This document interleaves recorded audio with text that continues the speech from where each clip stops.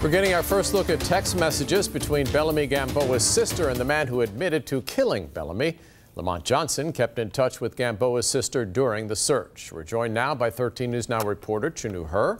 And Chenue, Gamboa's sister shared those messages with you. Absolutely. She sent me these text messages this morning, and it just gives us a glimpse of what Lamont was probably doing while they were searching for her. Now, she says that her sister Charisse sent me those, saying she was looking at them, and they still haunts her to this day, knowing that they were keeping in touch while this search was going on. So just to verify, I cross-referenced that number with court documents, and it matches a number for Johnson that Bellamy provided. The Virginia Beach Sheriff's Office website lists the date of the murder offense as July 1st. That's the last time Bellamy was seen alive. Now, court documents say Johnson confessed to the murder after his arrest this past weekend.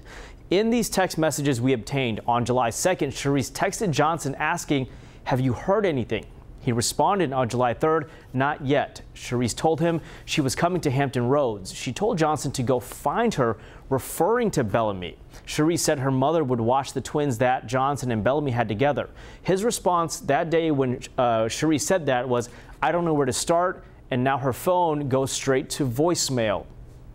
On July 4th, Johnson told Charisse he felt, quote, "sick every time I try to eat something." On July 5th, he said he was confused when investigators found Bellamy's car in the Lake Edward area.